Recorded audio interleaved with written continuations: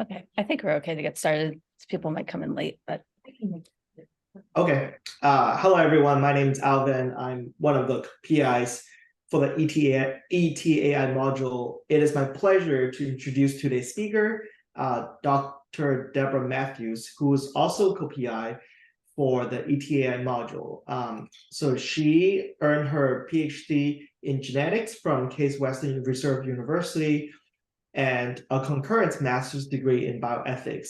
After her PhD program, she did various postdoc fellowships in genetics, bioethics, and health policy at Johns Hopkins and Georgetown. Right now, she is faculty at Johns Hopkins University, and she wears several different hats, including being the Associate Director for Research and Programs for the Berman Institute of Bioethics, and also an associate professor in the Department of Genetic Medicine at the School of Medicine. Also within our university, she's part of the Institute for Assured Autonomy, and she serves as the ethics and governance lead for the Institute of Assured Autonomy.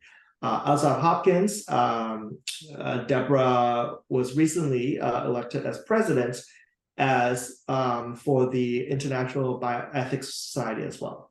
So with that, I'd like to give Debra the stage for a talk today. Thank you very much for that generous introduction. Mine would have been much shorter. And just minor correction, International Neuroethics Society. I'm not becoming president of ASBH. I'm becoming president of INS. So as you heard, I'm a human geneticist by training. So that's part of why I'm bringing this particular report to this group today. But also because I think that despite the fact, as I'll explain momentarily, this report really is targeted to genetic researchers. It holds lessons, I think, that are much broader than that, and includes things that I think we should be thinking about on the AI-READI project. So I'm going to share my screen.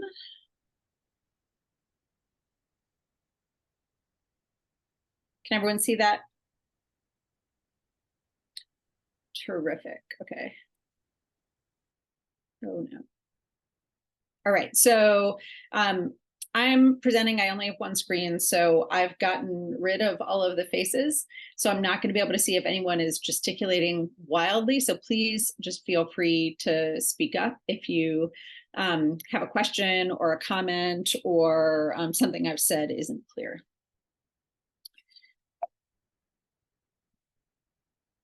So this is the statement of task for the committee that drove the report. So for folks who aren't familiar with the National Academy's consensus study process, the statement of task describes, what the committee is supposed to focus on, and sometimes carves out things that they are not supposed to focus on. And generally speaking, if it's not listed in the statement of task, they're not supposed to spend their time on it. And I think that's important here. You can see that bottom bullet.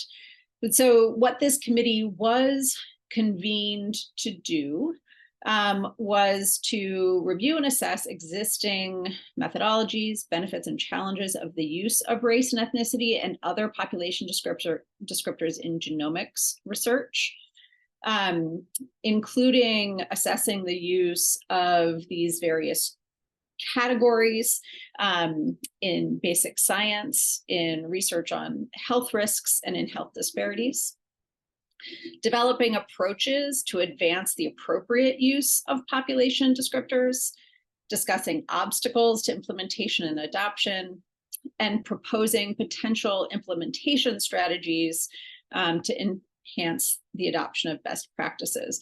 Oftentimes these reports, beautiful and brilliant though they may be, sit on shelves. And I think this was, an effort to say, okay, how do we actually move this work forward and make it real? So out of scope of this report were the use of race, ethnicity, and ethnicity in clinical care and biomedical research generally. The topic of racism in science and genomics, and providing policy recommendations to NIH and government agencies. And that's despite the fact that these are the study sponsors. So you can see lots of federal entities here, a broad coalition of funders. And here is the committee membership. A couple things to say here, the most important of which is that a tremendous amount of thanks and gratitude to Aravinda Chakravarti and Charmaine Royal, both of whom are good colleagues of mine, people I've known for a long time, and co-chaired this committee.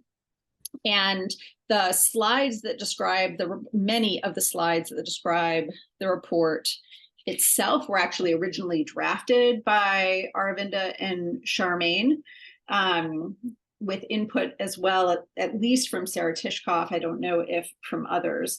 So Sarah, you can see, was a member of the committee, and I presented with Aravinda and Sarah on this topic back in July. So I have, with their permission and with deep gratitude, repurposed some of their slides, or many of their slides. So here's a broad overview of the report. In the first section sort of describes where we've been with regard to the use of population descriptors. And section 2 is recommendations for how we should be doing so going forward. And I'll go into each of these in more detail in a moment. So what is a population descriptor? It is a concept of difference, or a scheme for categorizing, putting individuals into groups or quote populations based on a perceived characteristic or dimension of interest. But these meanings can change over time and from place to place. A particular interest in genetics, and I'll go more into this in just a second, are descent-associated population descriptors, right, which describe population whose members are thought to share some characteristic because of their common origin or their relationship. Human beings, of course, have devised tons of different ways of categorizing, some of which are listed here. So the reason, again, because I'm assuming that a bunch of people who will watch this aren't geneticists, population history is actually hugely important in genetics because we're all one big human genetic family, right? Humans originally, modern humans, originated on the continent of Africa. And then subsets of that population and of that human genetic variation left the continent of Africa and populated the rest of the world. But that deep genetic history represented in variation was, again, originally present on the continent of Africa, subsets of which moved out to other parts of the world. And because in genetic research, we're often looking for associations, right, between a trait like a disease state and a genetic variant, it's really important for us to understand human relationships so that we can distinguish shared variants that are associated with a shared trait or disease from variants that are shared by virtue of genetic relatedness, right? Because that genetic relatedness can give us what we call spurious associations. So it is, in fact, important for us to understand human relationships, but there are problems with the current use of population descriptors. So perhaps the sort of most problematic of these is typological thinking, right? The idea, sort of a simplistic notion of human populations or of humans generally, that we can like fit humans into these clean, discrete boxes that are homogeneous and on which it's, of course, very easy to layer stereotypes, right? So this kind of thinking can reinforce really problematic misconceptions. Second, the continuing use of race which is, we know, a social construct, not a scientific or biological construct, right? So for example, using the OMB categories as though they have biological meaning is not only wrong, but can also be quite harmful, and certainly doesn't represent the complexities of human genetic variation. The failure to realize that population differences reflect differences in environmental exposures, as well as genetic variant frequencies, so how common different genetic variants are in different populations, right? And this is, this project, AI-READI, is attending to environmental differences. But historically in genetics, we thought that at least for a subset of genetic disease, Mendelian disease, that it was entirely driven by genetics. But we know now that even for our canonical Mendelian genetic diseases, environment is nonetheless critical. And then variable and inconsistent use of population descriptors such as race and ethnicity. Geneticists have been just very sloppy in how we're using these terms, often using them interchangeably in ways that are inaccurate, confusing, and unhelpful. And of course, this is not, these kinds of ways of thinking and uses of these terms are not confined to or only applicable to genetics, right? Though, again, these other areas were outside of the scope of the report. But while this is not confined to genetics, right, it's of particular relevance to genetics. And the reason for that is that in the US and globally, the history of human genetics is the history of eugenics. Some of the founders of human genetics, many, were founders of the eugenics movement, right? I mean, this is Francis Galton, who not only was half cousin to Charles Darwin, but coined eugenics, coined the phrase nature versus nurture. And the genetics continues, of course, to live with sort of the downstream effects or the echoes of this history. And the eugenics movement was deeply concerned with race, right? So these are the central tenets of the eugenics movement. The social differences across race and class are attributable to biology and inheritance. And the physical, mental, and behavioral qualities of humankind are improvable by suitable management and manipulation of its hereditary essence. And I'll also point out here that eugenics was not even a little bit fringe, right? This was mainstream academic science, although there were absolutely detractors, even at the height of the eugenics movement in the early 1900s. But Hopkins Medical Library to this day is named for a prominent eugenicist. Although there's a committee and it's going to change, but it's still the William Welch Library. And these are the ways that eugenicists thought about what was good genetics and what was bad genetics, right? And these are the eugenicists' words. And as I mentioned, the echoes of this kind of thinking are something that the genetics community continues to grapple with. And we've been grappling with how to think about and talk about race for decades.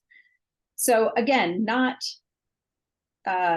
unique to genetics, concerns about how we use these kinds of words to describe human populations, but of particular relevance to genetics. And the report that I'm talking about today is an important part of that conversation. So here's sort of a broad overview of how the report, or what the report presents to us. So there are a set of guiding principles that undergird the whole framework, and the recommendations are broken down into sort of requisites. Like, here's the sort of baseline stuff that needs to happen moving forward. More specific guidance for researchers, right? Acknowledging that different kinds of research might require different kinds of population descriptors or different approaches to population descriptors. And then finally, implementation and accountability and the different actors within the genetics research ecosystem that have a role to play. So the guiding principles, and again, this slide and a bunch of those that follow were originally drafted by Aravinda and Charmaine, and I think synthesize beautifully a lot of the work of the report. So the principles include respect, beneficence, equity and justice, validity and reproducibility, and transparency and replicability.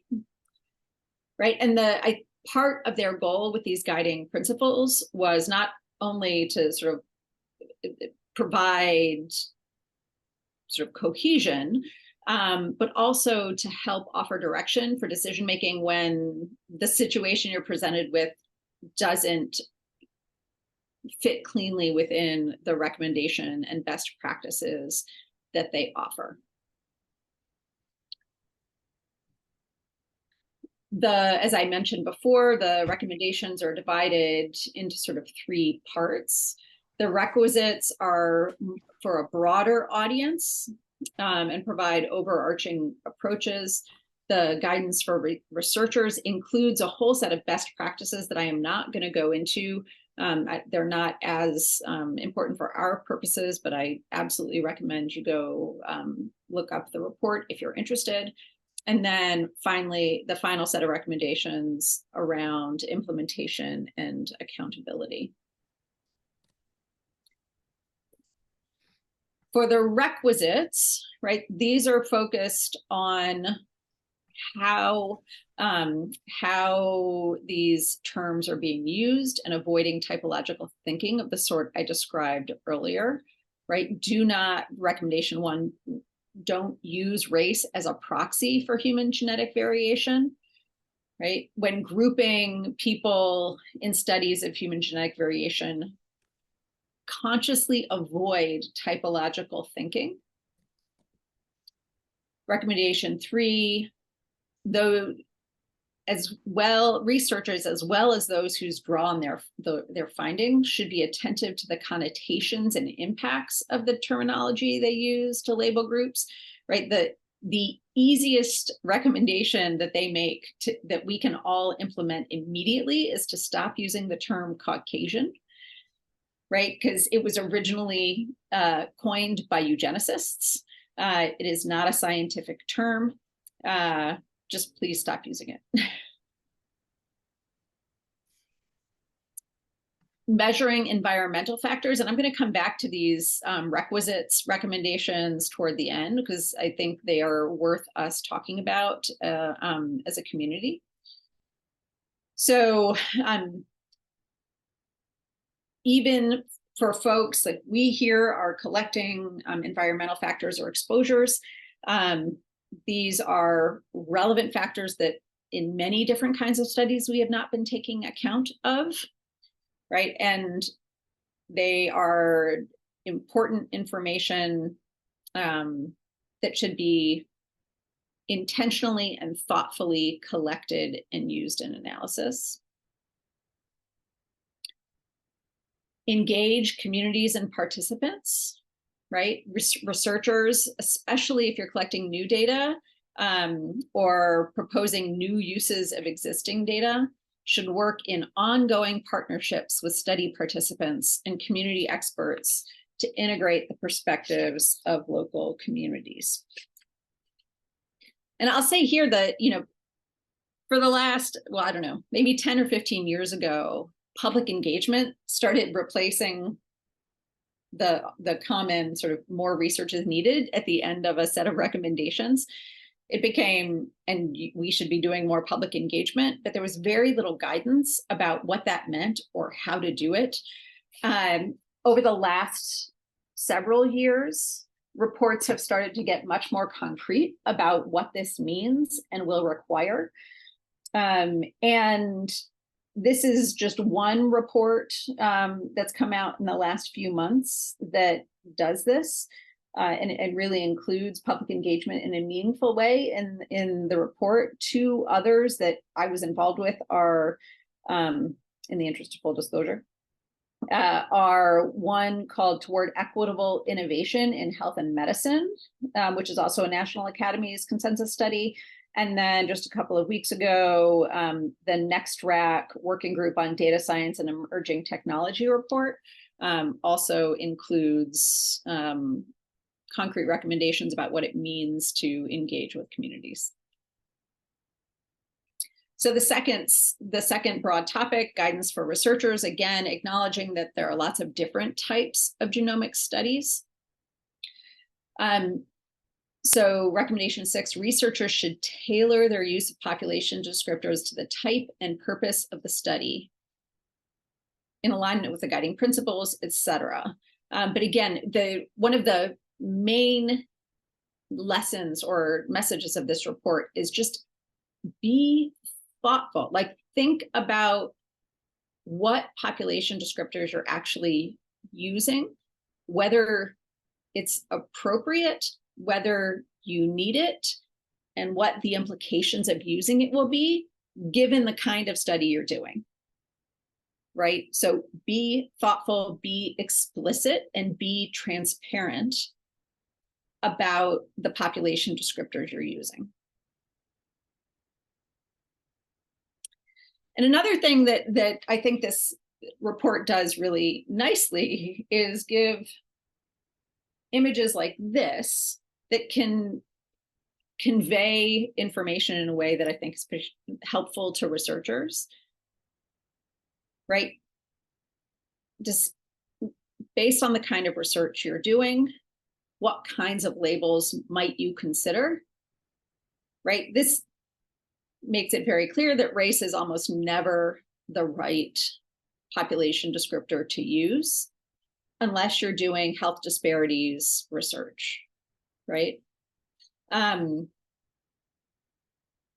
again, because I think so many people feel not only are not sort of steeped in this literature, but are also feel uncomfortable having conversations about race and other population descriptors. Having sort of clear guidance is really helpful. There are also a whole set of flowcharts that help you think through, okay, what is the source of your data? Did you have control over the population descriptors that were used? How are you going to use the data going forward?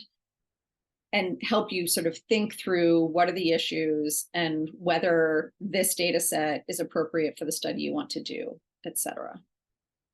Again, an attempt to provide concrete guidance for researchers who don't think about this all day, every day. And again, they have different sets of guidance for different kinds of research.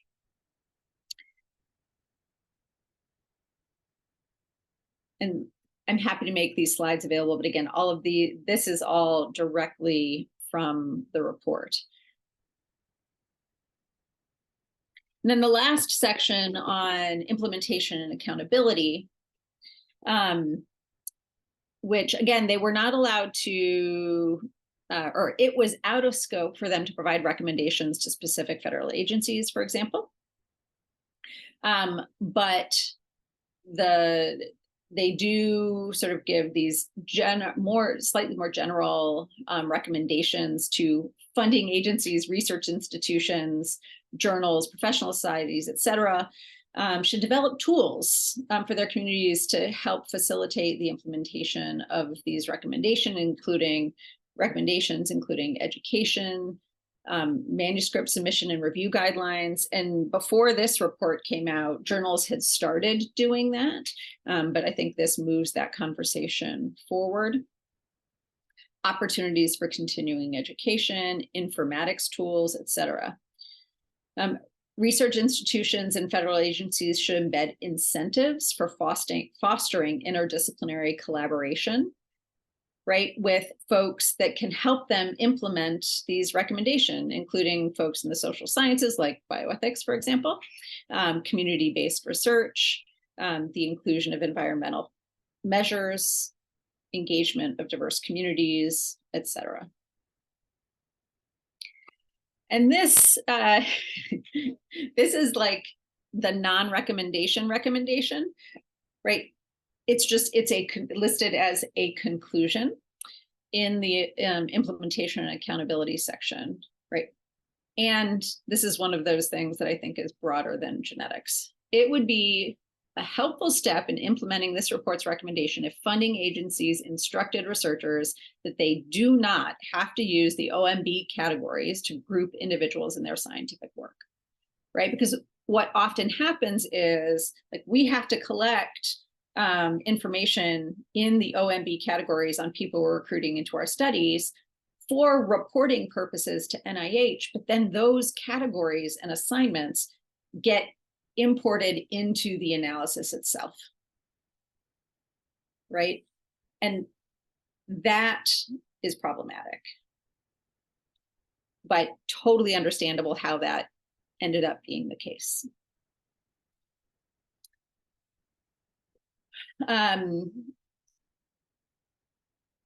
Creating incentives to advance the study of methods development and best practices for using population descriptors, right? An acknowledgement that this is going to continue to evolve. This has evolved over time. It will continue to evolve.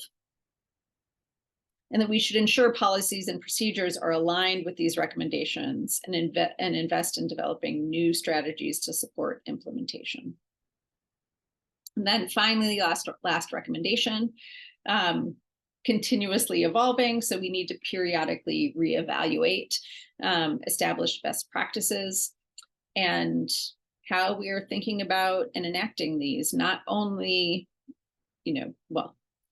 because not only will sort of how we think about population descriptors evolve, but of course the technology is evolving as well. All right, so that is sort of the quick summary of the report, at least those pieces that I thought were most relevant to AI-READI. And first, a few reflections on the report itself, right?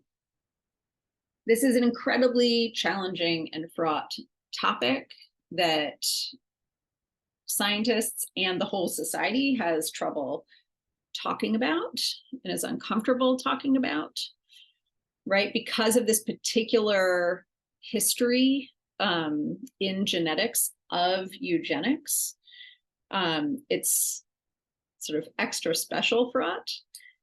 We live in science, genetics is part of the broader society, and we know that that structural racism structures how we in the US and others think about race and ethnicity, etc. Just a reminder that about the statement of task rules and the fact that there were a number of things that were out of scope, including clinical care. I don't fault the report for that, right? That's sort of the hand that they were dealt, but I think it's up to the rest of us to think really carefully about the report and what lessons can be drawn. Consensus committees are finite, of course. There are a limited number of people who can be on them, so not all expertise could be represented, but I think that this report is just a critically important, even if incremental step forward. I think that scientists, geneticists, and scientists generally need to get in the habit of applying the same rigor to the choice of population descriptors as we apply to every other methodological choice we make, right? This is a decision that has scientific and social implications. And we have to treat it accordingly. Yeah. Human brains are built to make associations and take shortcuts for efficiency. And when we sort of give those shortcuts the aura of being scientific or immutable or based in biology, we are causing serious damage. So a very long road ahead, but again, we can stop using Caucasian today.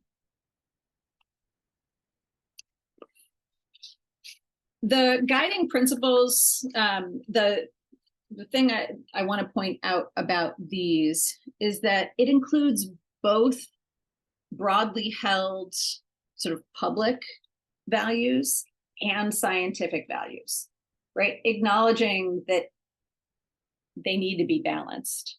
And it's going to take time and practice for scientists to get in the habit of balancing public values against scientific values on equal footing, but it's something that we should all be practicing doing. Debra, can I interrupt? This is Sam. Can I interrupt you just for 1 second? Because I don't know how else to get your attention. Yeah, no, I welcome that. That's totally fine. I have one quick question, and it is a bit self-serving, so I'm just going to fully disclose that. Because ethnicity and race is such an important variable, even though as an anthropologist, I don't like the variable, I do wonder why more critical anthropological thought or critical medical anthropology thought and theory is not brought into these discussions. Because I have a feeling that if anthropologists were involved, they would be in a bit of a conundrum around whether it's the phenotypical feature we're most concerned with, or whether it's the modeled behavior that may be indicative to more cultural traditions of a particular group that are really essential to helping us learn what we need to about different people in order to benefit them by the practice of science. Mm-hmm. Yeah, thank you. So I don't actually know if anyone on the committee is an anthropologist by training, I'm afraid. None of the folks who I know who are on the committee, they have an anthropology background.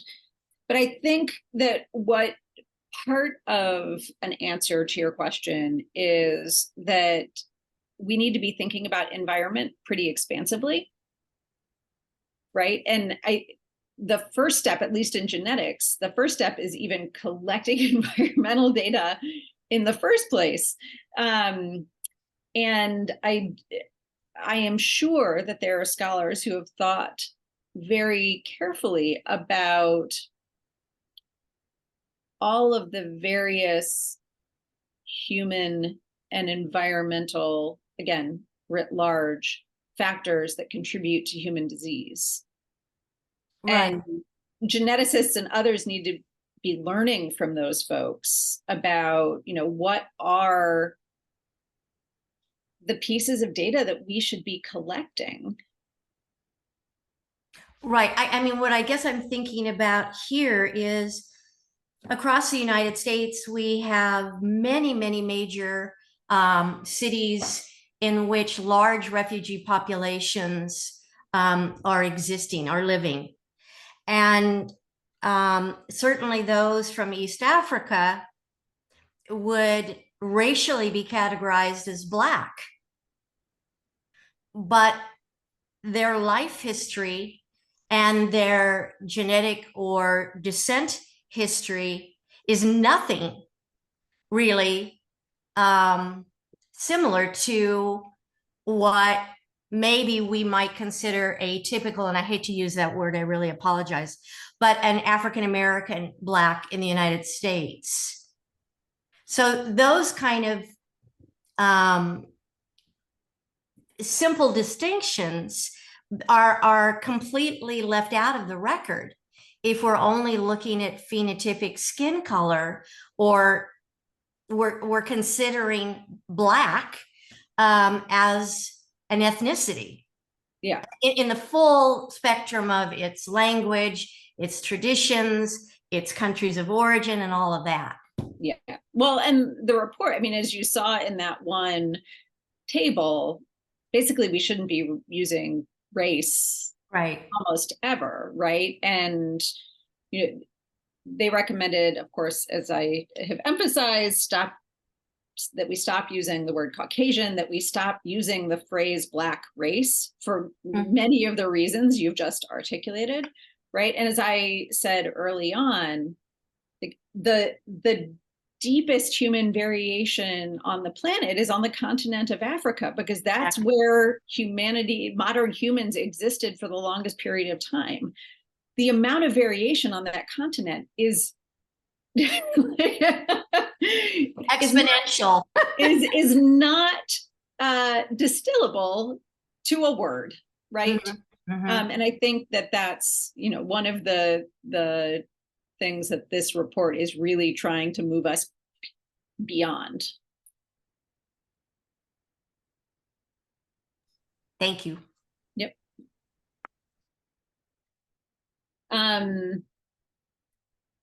So the last thing I wanted to say about the guiding principles is that we need more tools for translating guiding principles like this into concrete decisions in the development of, in this case, the development of genetic research, but more generally as well.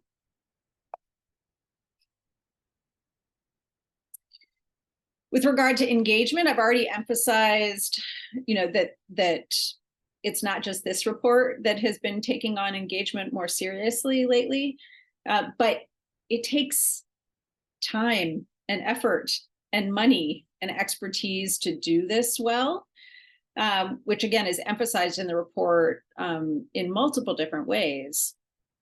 And it's going to take time, but not only to incorporate engagement into our ways of doing and just writing the grant, thinking about a project, writing the grant proposal, and then enacting the research.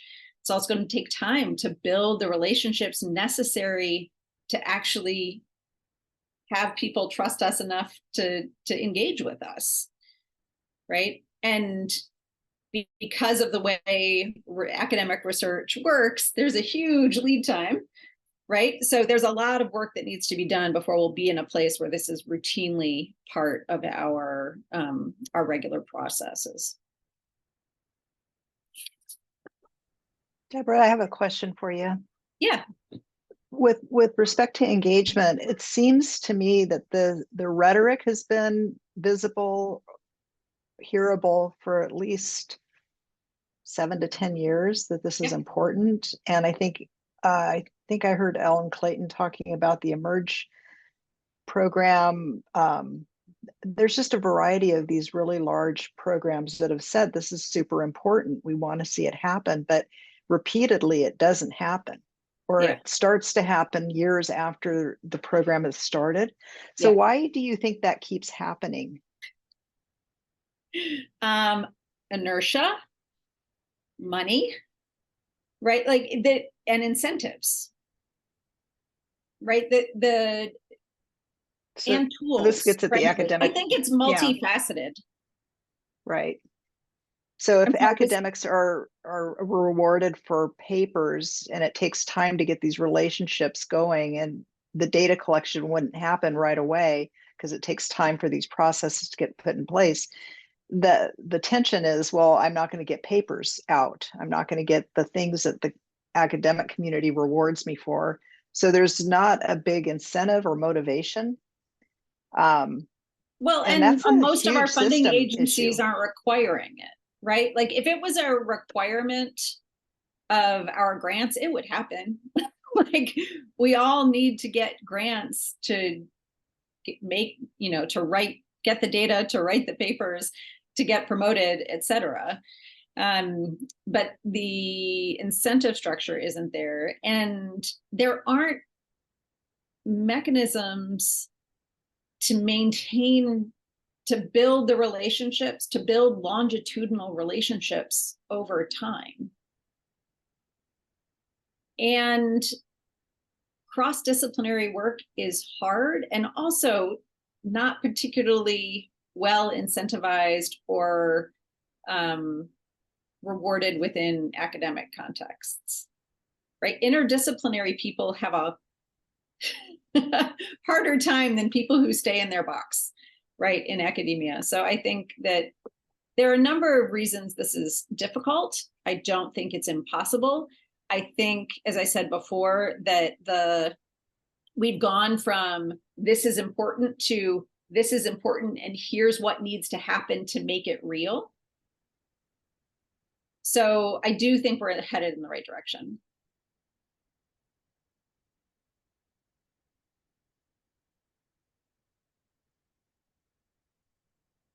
A general comment about, well, another reflection on this report. In the report, there is a phrase, quote, ethnicity/indigeneity.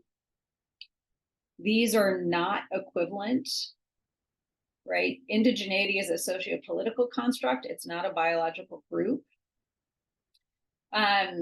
And eliminating indigeneity descriptors risks replacing one problem, this use of population descriptors, with another, which is eliminating the ability to exercise sovereignty, right? So we need to think very carefully about this in collaboration with our Indigenous colleagues, right? And as I've learned from my Indigenous colleagues, community engagement and stakeholder language is not appropriate for sovereign nations. Right? As one of my colleagues said, you wouldn't do community engagement with France, right? France is a nation state. We should have the same relationship with sovereign nations as we do with France. And again, conflating ethnicity and geography with sovereignty or with indigeneity is inaccurate and unhelpful. As I've already emphasized, and in conversation with Sam, discussed that in collection of environmental data is going to take education and thoughtfulness and care. Like public engagement, it will take time and money to incorporate it into our ways of doing. And then another point with regard to sovereignty is that sovereignty includes lands, right? Which means environmental data. And then also just to point out that environmental data, like some medical data, can also be stigmatizing and lead to discrimination. So we really do have to be careful with environmental data as well. Critically important, but need to be thoughtful. And so then when we think about this report in the context of what we're doing here at AI-READI, right? We aren't doing research. We are creating an AI-READI data set.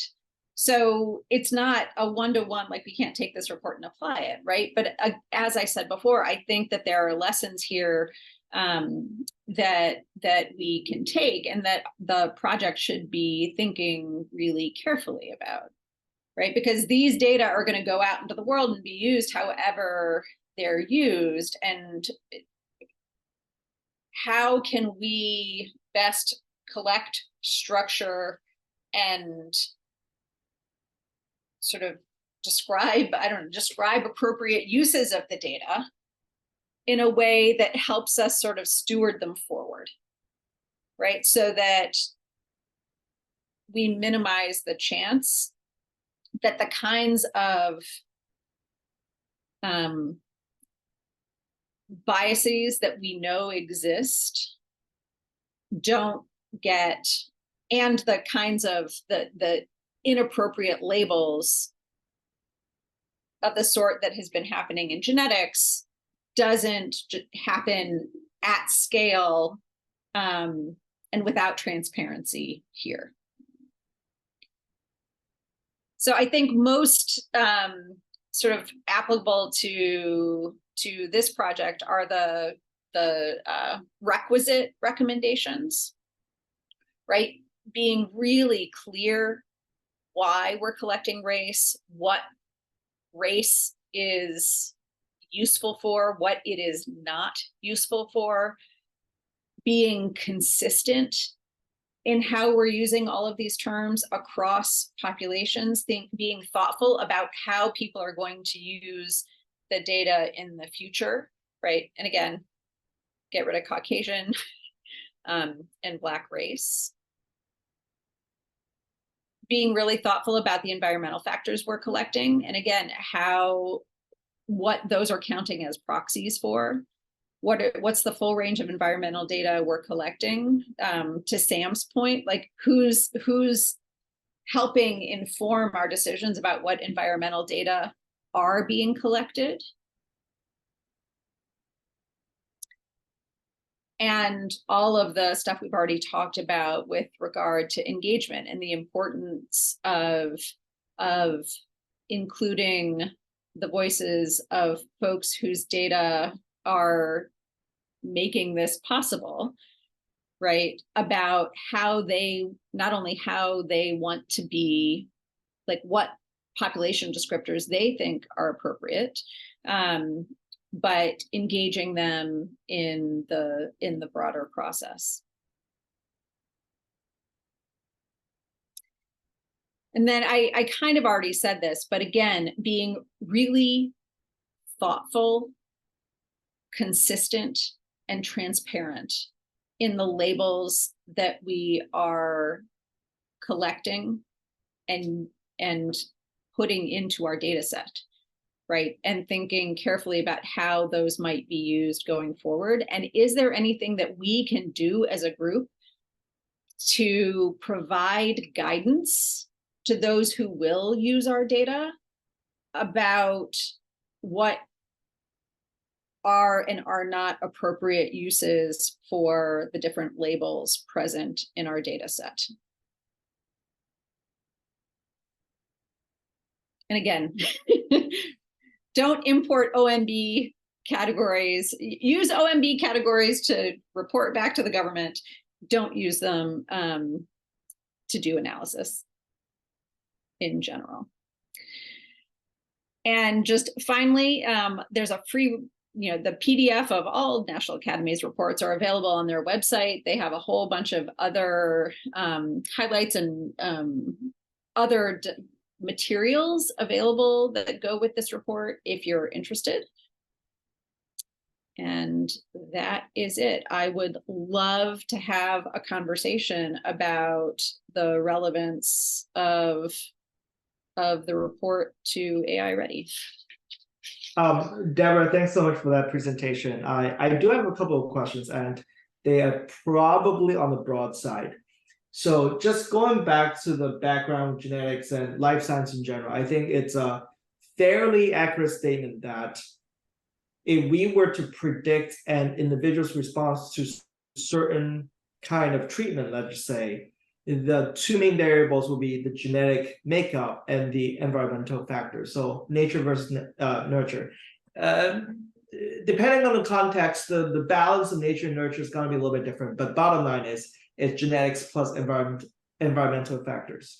I think we can all agree on that. And then the another observation is that when it comes to clinical trial or just medical intervention in general, and definitely within the context of AI-READI, I think there's always been an effort to include a diverse sample size, right? You want to sample as many people as possible to truly represent the diversity that exists in the general population. So if these are the two overarching thoughts, then wouldn't it be true that in any kind of clinical trial or AI-READI, the ideal way to do it is identify, let's say, I'm making the numbers round to make the math a little bit easier. So identify the 10 genetic variants, then 10 important like environmental factors. So there are 100 permutation, and we want to make sure that there's representation in these 100 permutations in a clinical trial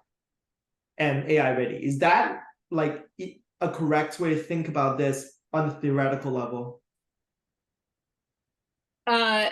Well, that would depend entirely on which trait you're talking about, right? Because unless you're talking about sort of canonical Mendelian disease, where even there are many, there can be hundreds of different mutations in a particular gene that drive disease, right? Most diseases with a genetic component, which I would argue is probably everything, right, are going to be multigenic.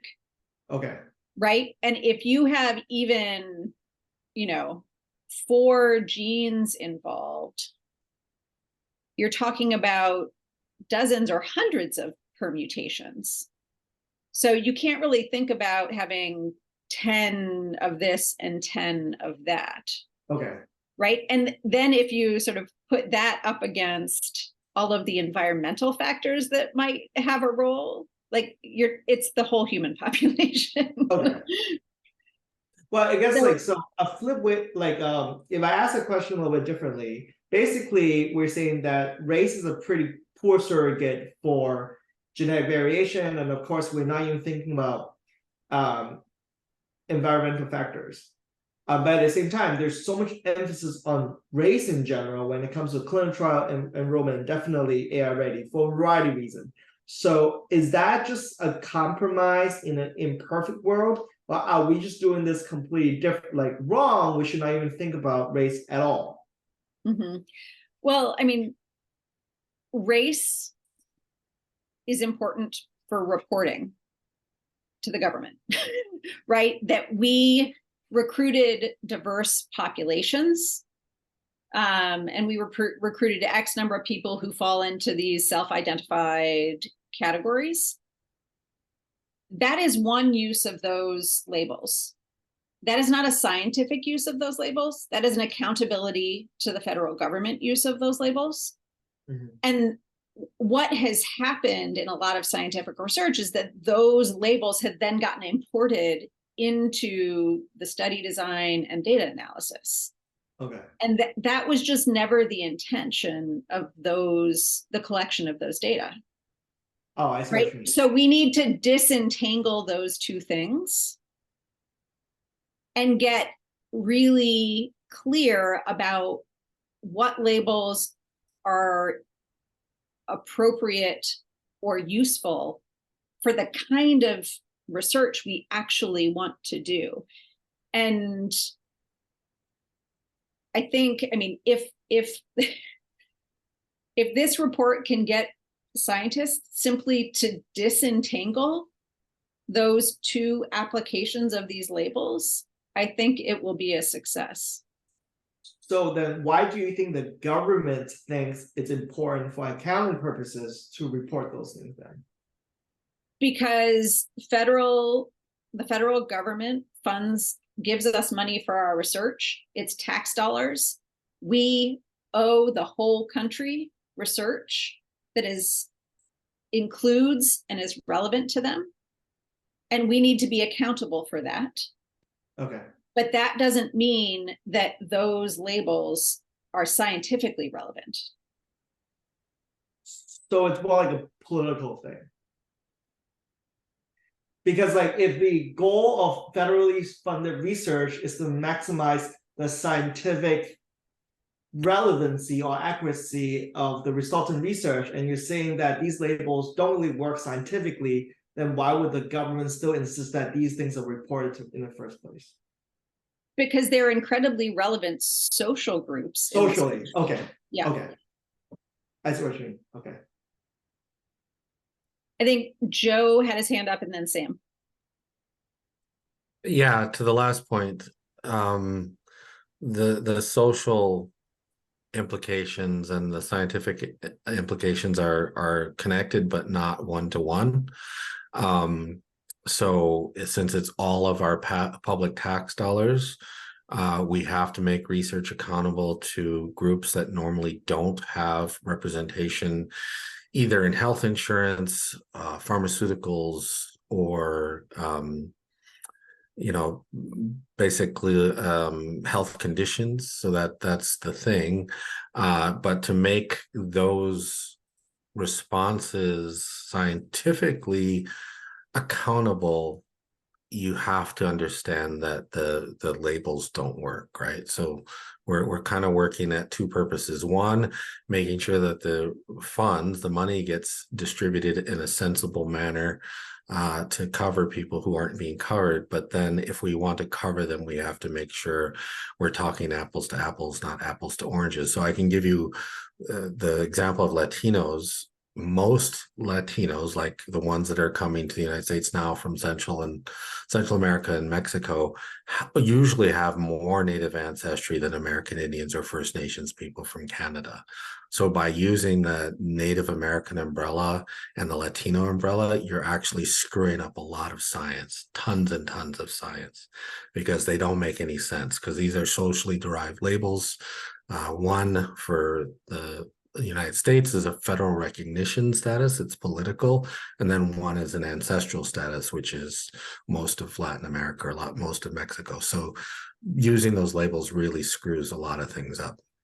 The other thing that you were talking about, environmental and multifactorial stuff, people usually just oversimplify it between genetics and external exposures. But we're now I just came from St. Louis last week with the Human Pangenome Reference Project. We're finding that the internal environment is almost, if not more important than the external environment. So if you have a metabolome that makes metabolites that feed back on your RNA and your rDNA. So we're finding out that not only does RNA have feedback like microRNA that feeds back for the coding, you also have feedback to the DNA and regulatory elements for the DNA that turns things on and off. So it gets more and more complicated. The more that you have internal exposures to your cellular systems, the more you're going to have complications and unintended outcomes that would be predicted by the simplistic model of nature versus nurture, right? So these things are getting more and more complicated. So we don't want to, we already have this complication of environment versus genetics. We don't want to have that further complicated by our bad labeling system. So we are over time, but Sam, do you want to say your question or comment? Well, I was just going to make a comment that somewhat addresses Alvin's question that piggybacks on things that Joe has also mentioned. And again, from the background of my training, anthropology has always looked at racial terminology as being a factor of a patriarchal system. It is a way to divide and conquer people in the essence of that language or those classifications. And I think what we're finding in this current day and age is the younger scientists of today are really pushing for growth beyond the way science has always been practiced. Not a change in practice of validity, but just conceptual thought, the philosophy of science, the culture of science. So I think it's very inspiring that we are challenging and questioning a lot of these details. And I think that's what's really pertinent to AI-READI, is that we have such a wonderful opportunity within the consortia to have these kind of conversations. And and to challenge what we're all thinking and ways to make it better or change it.